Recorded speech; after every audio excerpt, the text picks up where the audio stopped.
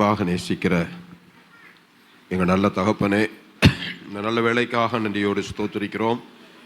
காலை முதல் இம்மட்டும் உடைய சமூகத்தில் வந்து உம்மை துதிக்க, ஆராதிக்க, தொழுது கொள்ள நாமத்தை பயப்படுத்த கிருபைக்காக ஸ்தோத்திரம். இப்பொழுது ஒரு வார்த்தைகளாக நான் கடந்து வந்திருக்கிறோம். ஆவியான என்னோடும் எங்களோடு பேசும். உங்கள் நாமம் மையப்படட்டும். அடியார்கள் சிறுகட்டும், நீர் பெருகுவீராக. அடியான் மறைந்து கொள்கிறேன். நீங்கள் ஆண்டவரே மையப்படுவீராக. நீர் பேசும். உடைய நாமம் மையப்படட்டும். இயேசுவின் நாமத்தில் பிதாவே, ஆமென். சந்தோஷமா இருக்கலாம். ஒரு 3 அல்லேலூயா சொல்ல பார்க்கலாம். கர்த்தர் நல்லவர்.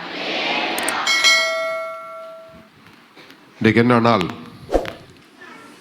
எத்தனை பேர் கிறிஸ்மஸ்ஸா அப்படி இருக்கிறவங்கெல்லாம் கைகளை உயர்த்தி ஒரு அல்லேலூயா சொல்லுங்க. ஒரு அல்லேலூயா சொல்லுங்க. எனக்கெல்லாம் ஒவ்வொரு நாள் கிறிஸ்மஸ் தான். ஒரு அல்லேலூயா சொல்லுங்க. ஒரு அல்லேலூயா சொல்லுங்க. மத்திய எழுதின சுவிசேஷம் 1ஆம் அதிகாரம் 21ஆம் வசனத்தை, அவள் ஒரு குமாரனை பெறுவாள், அவளுக்கு இயேசு என்று பெயரிடுவாயாக, ஏனெனில் ஜனங்களின் பாவங்களை நீக்கி அவர்களை ரட்சிப்பார். ஒரு அல்லேலூயா சொல்லுங்க. ஏன் கிறிஸ்மஸ்? நம்முடைய பாவங்களை நீக்கி நம்மை ரட்சித்தார். ஒரு அல்லேலூயா சொல்லுங்க. கிறிஸ்மஸ் என்றால் எல்லாரும் நல்ல புத்தாடை அணிந்து, இன்றைக்கு நல்ல பிரியாணி எல்லாம் இருக்கும். இப்போ சந்தோஷம் தான், நல்லா சாப்பிடுங்க, ஒன்றும் பிரச்சனை இல்லை. ஆனால் எங்கள் வாழ்க்கையில் இந்த இயேசு செய்த ஒரு மகத்தான காரியம் என்னவென்றால், வேதம் சொல்லுகிறது, அவள் ஒரு குமாரனை பெறுவாள், அவருக்கு இயேசு என்று பெயரிடுவாயாக, ஏனெனில் அவர் தமது ஜனங்களின் பாவங்களை நீக்கி ரட்சிக்கிறவர். ஒரு அல்லேலூயா சொல்லுங்க. இயேசு என்றால் அதுக்கு பொருள் என்ன? ரட்சகர். ஒரு அல்லேலூயா சொல்லுங்க. எதற்கு ரட்சகர்? பாவத்தில் கிடந்த மனிதனை, பாவச்சேற்றில கிடந்த மனிதனை இந்த இயேசு கிறிஸ்து வந்து தூக்கி எடுத்தார் பாருங்க. அதுதான் நம்ம கிறிஸ்மஸ். ஒரு அல்லேலூயா சொல்லுங்க. ஒரு காலத்தில் பாவத்திலையும் அக்கிரமத்திலையும் பலவிதமான நிலையில் இருந்த என்னுடைய வாழ்க்கையும் இனி வாழதான் வேண்டுமா என்று நினைக்கிற நேரத்தில் ஒரு ரட்சகர் பிறந்தார். அந்த இயேசு என்னை தூக்கி எடுத்தார். எதிலிருந்து எடுத்தார்? பாவச்சேற்றிலிருந்து தூக்கி எடுத்தார். அதுக்கு பேர்தான் இயேசு என்றால் பாவத்திலிருந்து தூக்கி எடுக்கிற ரட்சகர். ஒரு அல்லேலூயா சொல்லுங்க. அந்த ரட்சகர் பிரபாவிட்டால் என் வாழ்க்கை பாழாயிருக்கும். ஒரு அல்லேலூயா சொல்லுங்க. ஒரு அல்லேலூயா சொல்லுங்க.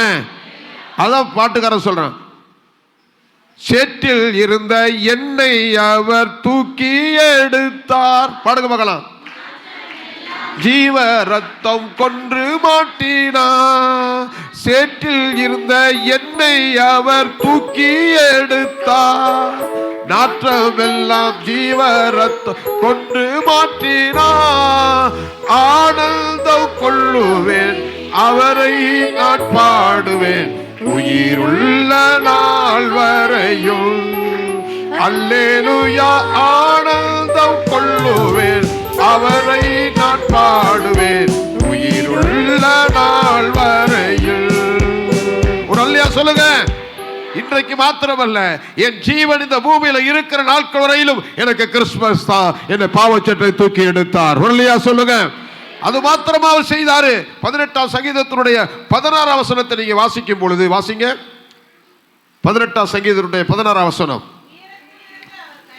உயரத்திலிருந்து அவர் கையை நீட்டி என்னை பிடித்து ஜல பிரவாகத்தில் இருக்கிற என்னை தூக்கி விட்டார். ஜல பிரவாகத்தில் இருக்க என்ன செஞ்சிட்டாரு? தூக்கி விட்டார். ஒரு அல்லேலூயா சொல்லுங்க.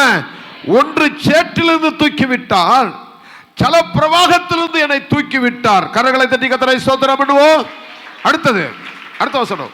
என்னிலும் அதிக பலவான்களாய் இருந்த என் பலத்த சத்துருவுக்கும் என்னை பகைக்கிறவர்களுக்கும் என்னை விடுவித்தார். சொல்லுங்க. தூக்கி எடுத்தார், விடுவித்தார். அதான் கிறிஸ்துமஸ். ஒரு இல்லையா சொல்லுங்க.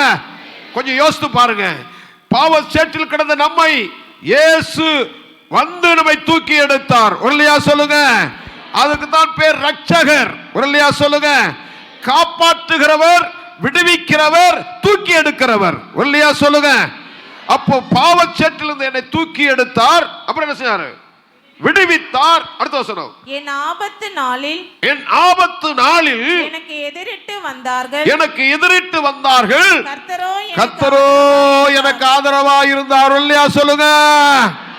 எத்தனை பேர் நமக்கு ஆதரவா இருக்குன்னு சொன்னவங்க எல்லாம் காணும். ஒரு இல்லையா சொல்லுங்க. இயேசு மாத்திரம் நமக்கு ஆதரவு. ஒரு இல்லையா சொல்லுங்க. அதனால தான் கிறிஸ்துமஸ். ஒரு இல்லையா சொல்லுங்க. கிறிஸ்துமஸ் என்னால் தூக்கி எடுத்தவர், என்னை விடுவித்தவர், எனக்கு ஆதரவாய் இருந்தவர். அடுத்த வசனம், அவர் விசாலமான இடத்திலே என்னை கொண்டு வந்து என் மேல் பிரியமாயிருந்தபடியினால் என்னை தப்புவித்தார். இல்லையா சொல்லுங்க. எல்லா தீங்குக்கும் என்னை என்ன செஞ்சாரு? தப்புவித்தார். ஏன் தெரியுமா? என் மேல பிரியமாயிருந்தபடியினால. ஒரு இல்லையா சொல்லுங்க. என் மேல பிரியமாயிருந்தபடியினால. அந்த இயேசு என்றால் பாவத்தில் கிடக்கிற மனிதனை தூக்கி எடுக்கிறார் பாருங்க, அந்த ரட்சகர். அதுதான் என் வாழ்க்கையில கிறிஸ்துமஸ். ஒரு இல்லையா சொல்லுங்க. ஒரு இல்லையா சொல்லுங்க. அப்ப பாவத்தில் கிடந்த நம்மை, அக்கிரமத்தில் கிடந்த நன்மை, பலவிதமான பிரச்சனை கிடந்த நம்மை சத்துருக்கள் நமக்கு விரோதமாய் வந்த போதிலும் எல்லா சூழ்நிலையிலிருந்தும் தூக்கி எடுத்தார், விடுவித்தார், ஆதரவாய் இருந்தார். அந்த தேவன் நம்மோடு கூட இல்லாவிட்டால் நம்ம நிலைமை என்ன இருக்கும்? ஒரு இல்லையா சொல்லுங்க. அதுதான் கிறிஸ்துமஸ். ஒரு இல்லையா சொல்லுங்க. அது மாத்திரமல்ல, வேதம் சொல்லுகிறது அவர் ரட்சகர் மாத்திரமல்ல. அடுத்த வசனம் சொல்லுது, வாசிங்க. அவன் இதோ ஒரு கன்னிகை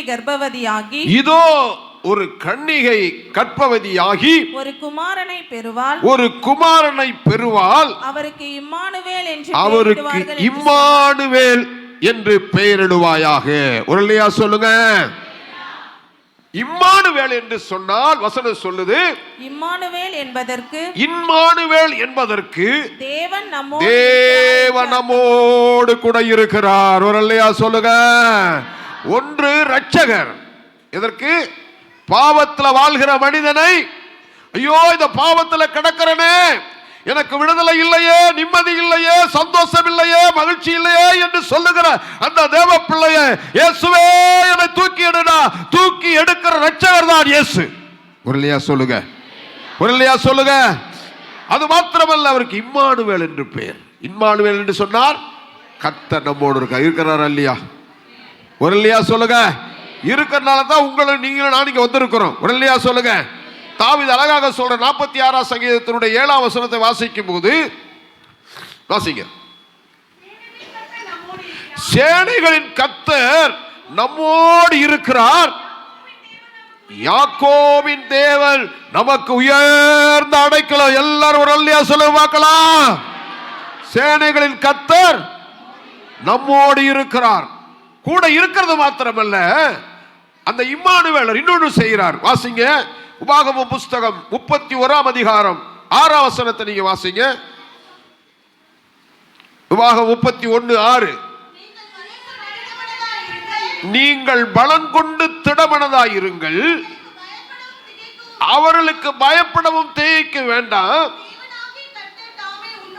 உன்னோடு கூட வருகிறவர். ஒரு இல்லையா சொல்லுங்க. இருக்கிறவர் மாத்திரமல்ல, கூட வருகிறவர். ஒரு இல்லையா சொல்லுங்க.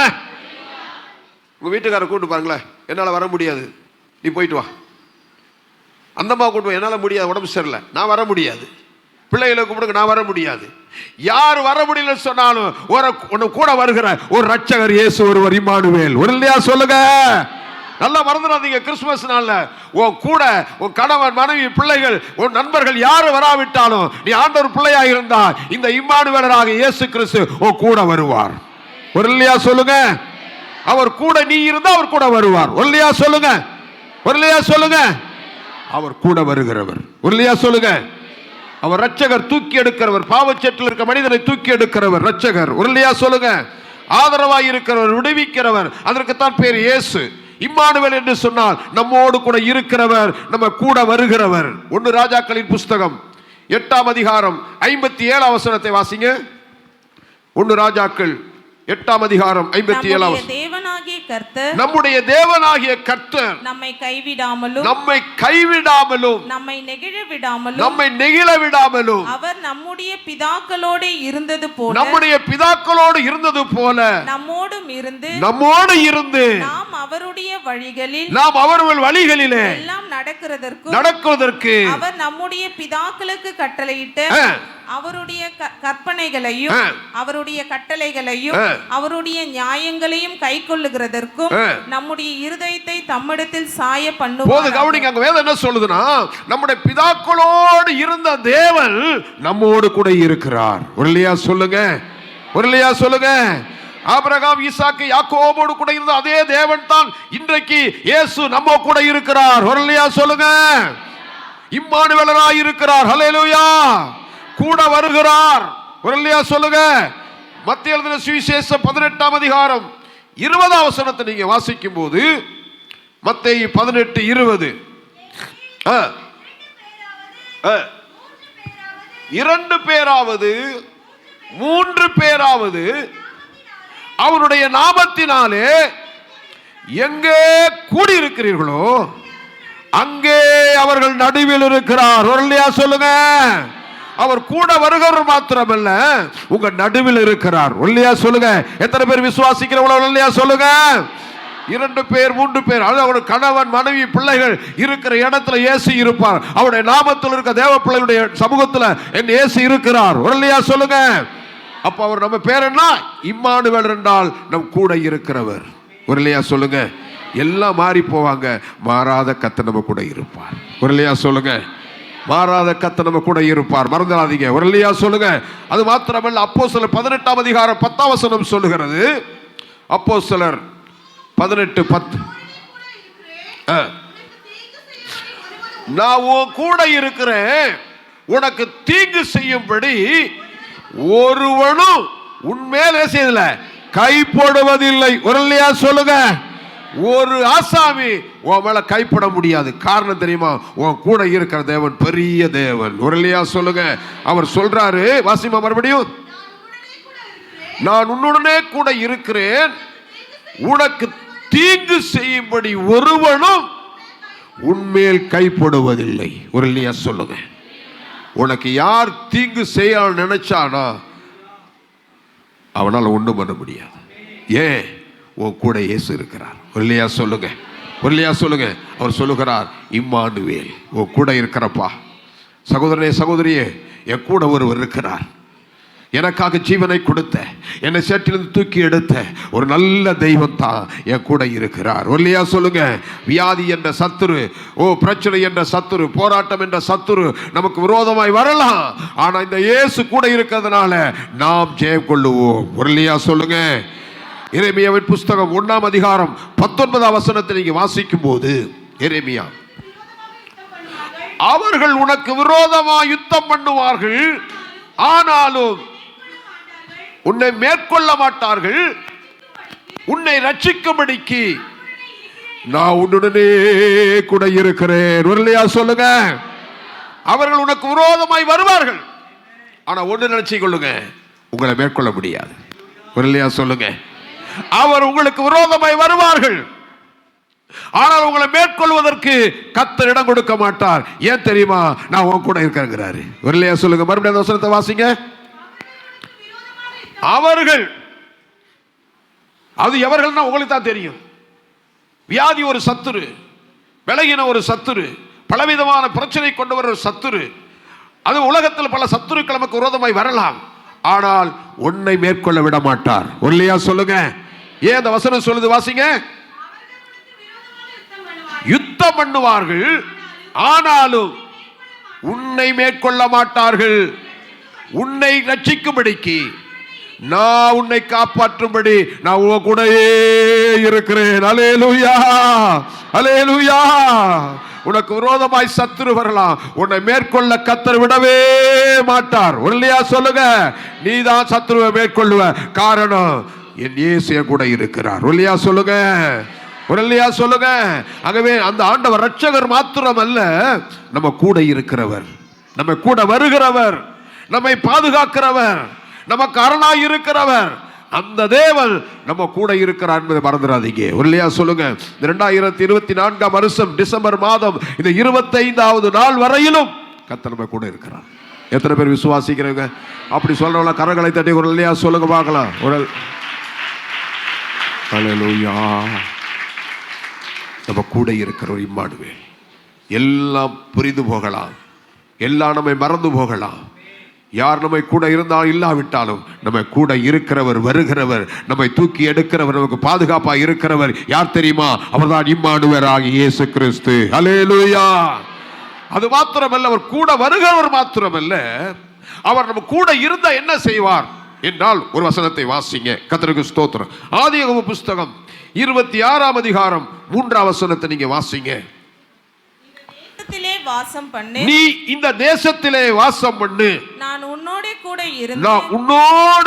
இருந்து உன்னை ஆசீர்வதிப்பேன், நான் உனக்கும் உன் சந்ததிக்கும் இந்த தேசங்கள் யாவையும் தந்து. கவனிங்க, நான் உன்னோடு கூட இருந்து உன்னை என்ன பண்ணுவேன்? ஆசீர்வதிப்பேன். ஒரு இல்லையா சொல்லுங்க. நம்ம ஆண்டவர் கூட இருக்கிறது மாத்திரமல்ல, அவர் நம்ம எல்லா விதத்திலும் நம்மை ஆசீர்வதிக்கிற தேவன். ஒரு இல்லையா சொல்லுங்க. ஒரு இல்லையா சொல்லுங்க. நான் அவர் சொல்ற இடத்துல நம்ம இருந்துட்டோம்னா நிச்சயமாய் ஆசீர்வதிப்பார். ஒரு இல்லையா சொல்லுங்க.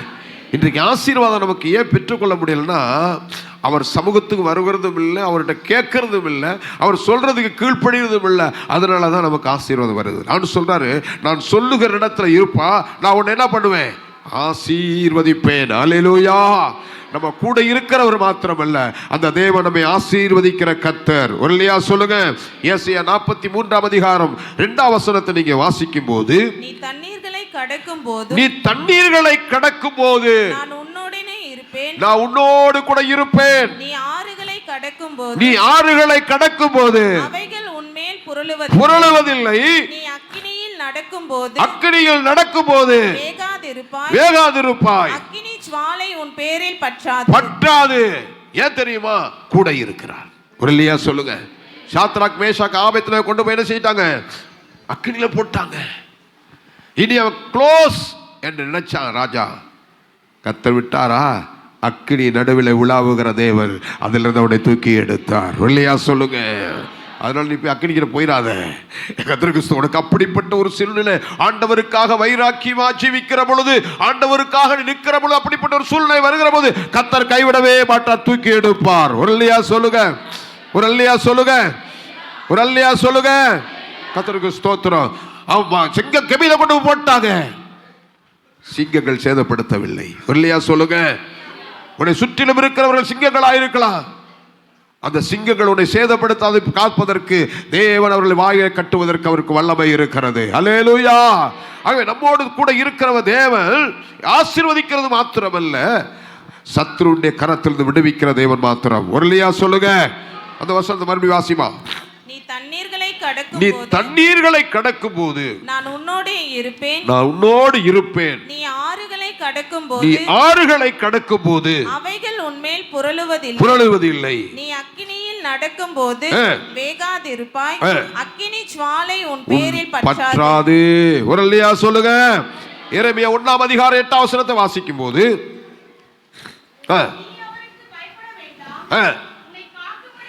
உன்னை காக்கும்படிக்கு நான் உன் கூடயே இருக்கிறேன். ஒரு இல்லையா சொல்லுங்க. ஒரு இல்லையா சொல்லுங்க. ஒரு இல்லையா சொல்லுங்க. ஒரு இல்லையா சொல்லுங்க. நல்லா கவனிச்சுக்கணும். நம்ம கூட அவங்க இருப்பாங்க, இவங்க இருப்பாங்க, அப்படி இருப்பாங்க, இப்படிப்பாங்கன்னு சொல்லிலாம் நீங்க இருந்தீங்கன்னா எல்லாம் கைவிட்டுருவாங்க. ஒரு இல்லையா சொல்லுங்க. ஆனா ஒருவர் கைவிட மாட்டார், நம்முடைய இயேசு கிறிஸ்து. ஒரு இல்லையா சொல்லுங்க. ஏன் அவர் ஜீவனை கொடுத்து இருக்கிறார். ஒரு இல்லையா சொல்லுங்க. இல்லையா நம்ம மேல் வைத்த அன்பின் நிமித்தமாக தன்னுடைய ஜீவனையே கொடுத்து நம்ம மீட்டெடுத்தவர் கையை விட்டுருவாரா? ஒரு இல்லையா சொல்லுங்க. கைவிடாத கர்த்தர் நம்ம கூட இருக்க இரட்சகர் மாத்திரமல்ல, பாவச்சேற்றிலும் தூக்கி எடுத்து கண்மலையின் மேல் நிறுத்துகிற கர்த்தர் மாத்திரமல்ல, நம்ம கூட இருக்கிறவர், கூட வருகிறவர், காப்பாற்றுகிறவர், உன்னை ஆசீர்வதிக்கிறவர். ஒரு இல்லையா சொல்லுங்க. அப்போஸ்தலர் 26ஆம் அதிகாரம் 18ஆம் வசனத்தை நீங்க வாசிக்கும் போது, சீக்கிரம் அவர்கள் என்னை பற்றும் விசுவாசத்தினாலே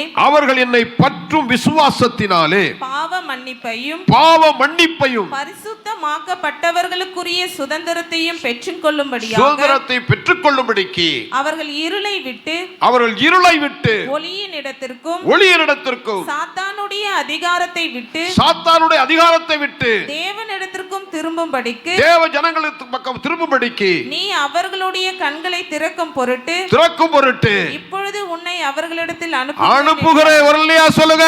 இந்த கிறிஸ்துமஸ் நாள்ல கர்த்தர் உங்களை அனுப்புறார். எங்க அனுப்புறார் தெரியுமா? இருளை விட்டு வெளிச்சத்திடத்துல. எத்தனையோ பேர் இருள் என்ற பாவத்துல விடுதலை இல்லாமல் இருக்கிறார். அத்தனை பேரையும் விடுவிக்கிற ஒரு விடிவெளி நட்சத்திரமாக கர்த்தர் இன்றைக்கு உங்களை அனுப்ப போகிறார். வரலையா சொல்லுங்க. ஆமா, இருள் இருக்கிற ஜனங்கள் பெரிய வெளிச்சத்தை கண்டார்களாம். ஒரு காலத்தில் இருளில் இருந்தோம், பாவம் என்ற இருளில் இருந்தோம், சேற்றில் இருந்தோம். கர்த்தர் அந்த பெரிய வெளிச்சமை சந்தித்தது. அந்த வெளிச்சத்திடத்தில் வந்தோம், நாம் வெளிச்சம் காண்கிறோம். ஒரு இல்லையா சொல்லுங்க. ஆகவேதான் கர்த்தர் சொல்லுகிறார். மறுபடியும் வசனத்தை வாசிங்க. அவர்கள் என்னை பற்றும் விசுவாசத்தினால் பாவ மன்னிப்பு கொடுக்கிறார். பரிசுத்தமாக்கப்பட்டவர்களுக்குரிய சுதந்திரத்தையும் பெற்றுக்கொள்ளும்படிக்கு அவர்கள் இருளை விட்டு ஒளியினிடத்திற்கும் சாத்தானுடைய அதிகாரத்தை விட்டு தேவனிடத்திற்கும் திரும்பும்படிக்கு நீ அவர்களுடைய கண்களை திறக்கும்படிக்கு இப்பொழுது நான் உன்னை அனுப்புகிறேன். வரலையா சொல்லுங்க. இருக்கிற ஜனங்களிலே பாவச்சேற்றில கிடக்கிற ஜனங்களுடைய கண்களை திறக்கும்படிதான் கர்த்தர் உங்களை என்னை தெரிந்து கொண்டார், உங்களை என்னை அனுப்புகிறார். வரலையா சொல்லுங்க. இந்த புதிய ஆண்டில் அநேக ஆத்துமாக்களை இருக்க ஜனங்களை வெளிச்சமாக இயேசுவிடத்தில் கொண்டு வருகிற பொறுப்பை கர்த்தர் உங்களிடத்தில் கொடுக்கிறார். வரலையா சொல்லுங்க. ஆகவே நம்முடைய தேவன் இரட்சகர் மாத்திரமல்ல, நம்ம கூட இருக்கிற இம்மானுவேலர். அல்லேலூயா. அது மாத்திரமல்ல, அந்த இம்மானுவேலர் நம்ம கூட இருந்தா என்ன நடக்குன்னு சொல்லி மட்டும் முடிக்க விரும்புகிறேன். ஆதியாகமம் புஸ்தகம் 39ஆம் அதிகாரம் 2ஆம் வசனத்தை வாசிங்க. ஆதியாகமம். கர்த்தர் யோசேப்போடு கூட இருந்தார், காரிய சித்தி உள்ளவனானான், இருந்தான். கர்த்தர் அவனோடு கூட இருக்கிறார் என்றும்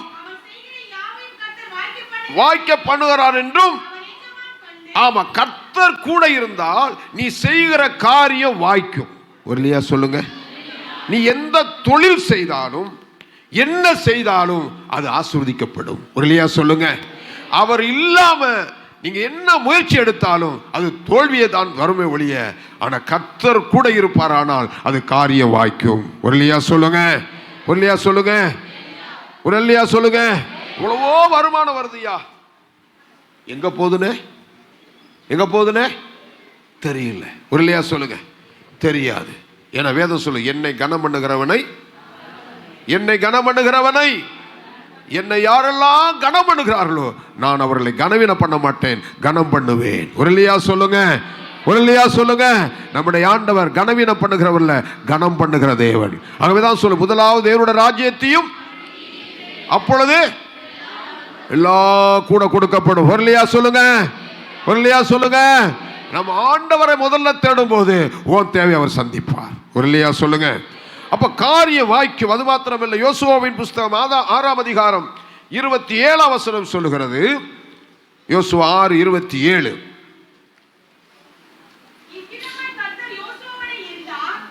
யோசுவாவோடு கர்த்தர் இருந்தார், அவன் கீர்த்தி தேசமெங்கும் பரவிற்று. இல்லையா சொல்லுங்க. வால் போஸ்ட் போட வேண்டிய அவசியமே இல்லை. என்னது? கர்த்தர் கூட இருந்தால் நம்ம கீர்த்தி எங்கெல்லாம் பரவுமா? தேசமெல்லாம் பரவும். இல்லையா சொல்லுங்க. நிறைய வால் போஸ்ட் போட்டு என் போட்டோவும் போட்டு ரெவரண்ட் என் கூட இருக்கிறார் சொல்லல, நீ போடாத. கர்த்தர் கூட இருப்பார். இல்லையா சொல்லுங்க. அவருடைய கீர்த்தி, கர்த்தர் நம்ம கூட இருந்த என்னது, நம்ம பேரை அவரே பிரஸ்தாபப்படுத்துவார். இல்லையா சொல்லுங்க. யோசுவாவோடு கூட கர்த்தர் இருந்தார், அவன் கீர்த்தி தேசங்கமே என்ன செய்யுச்சு? ஆமா, கர்த்தர் கூட இருந்தா உங்க பேரை பிரஸ்தாபமாகும். இல்லையா சொல்லுங்க. அகில உலகமும் இயேசுவை இரட்சகர் என்றடிக்கை துதிக்க சொன்ன காரணம் என்ன தெரியுமா? போஸ்ட் போட்டா ஒட்டி வச்சிருக்குது இல்ல.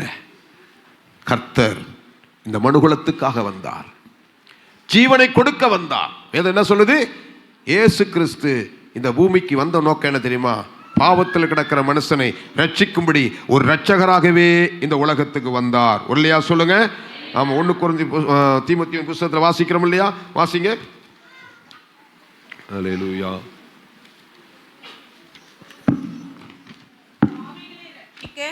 பாவிகளை ரட்சிக்க கிறிஸ்து இயேசு உலகத்தில் வந்தார் என்கிற கிறிஸ்து இயேசு உலகத்தில் வந்தார் என்ற வார்த்தை பார்த்து உண்மையும் எல்லாம் பாருங்க. 1 தீமோத்தேயு 1 அதிகாரம் 15 வசனம் சொல்லுகிறது, இயேசு எதற்கு வந்தார் என்றால் பாவிகளை ரட்சிக்க கிறிஸ்து இயேசு உலகத்தில் வந்தார். இல்லையா சொல்லுங்க? மார்க் எழுதின சுவிசேஷம் 10 அதிகாரம் 45 வசனம் சொல்லுகிறது, மார்க் 10:45, ஊழியம் கொள்ளும்படி வராமல் ஊழியம் செய்ய பணிவிடை செய்ய வந்தார். இல்லையா சொல்லுங்க? பாவத்தில் இருக்கிற மனிதனை ரட்சிக்கும்படியாய் வந்தார், ஊழியம் செய்யும்படியாய் வந்தார். லூக்கா 4:43 வாசிக்கும் போது அவரோ அவர்களை நோக்கி நான் மற்ற ஊர்களிலும் தேவனுடைய ராஜ்யத்தை குறித்து பிரசங்கிக்க வந்தேன். இல்லையா சொல்லுங்க? யோவான் சுவிசேஷம் 6 அதிகாரம் 38 வசனம் சொல்லுகிறது, என் சித்தத்தின்படி அல்ல என்னுடைய அனுப்பினவருடைய சித்தத்தின்படி செய்யவே இறங்கி வந்த, வானத்திலிருந்து இறங்கி வந்த நோக்கம் என்ன? ஏன் விருப்பம் அல்லப்பா, அந்த பிதாவின் சித்தம் செய்யும்படியாக இந்த பூமிக்கு வந்திருக்கிறேன். இல்லையா சொல்லுங்க? நீங்களும் நானும் நம்முடைய விருப்பத்தின்படி அல்ல, நம்முடைய காரியத்தின்படி அல்ல, பிதாவின் சித்தம். இயேசு என்ன விரும்புகிறாரோ அதே இந்த பூமியில செய்வதற்குத்தான் கர்த்தர் உங்களை என்னை தெரிந்து கொண்டிருக்கிறார். இல்லையா சொல்லுங்க? யோவான் சுவிசேஷம் 18 அதிகாரம் 37 வசனம் சொல்லுகிறது,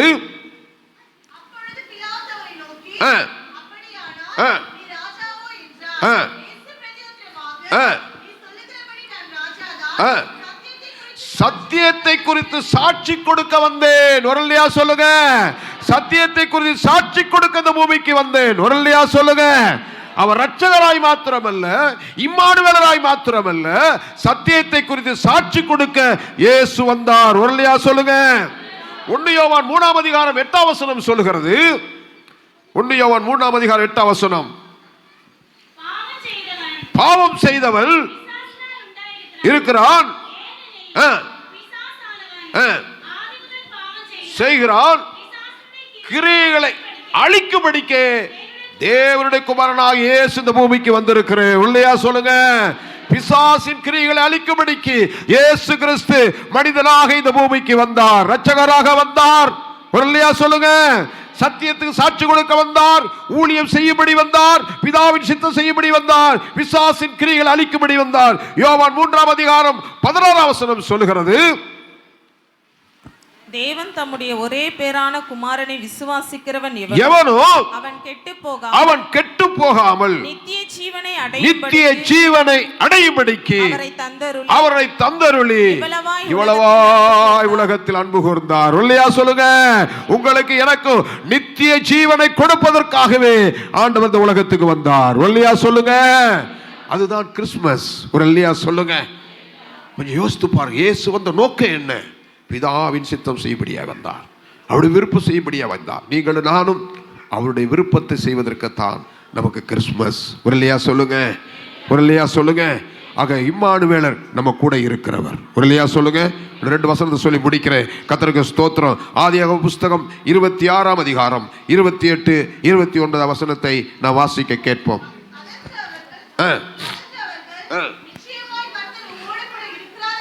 நிச்சயமாய் கர்த்தர் உம்மோடு கூட இருக்கிறார் என்று நாங்கள் கண்டோம், ஆகையால்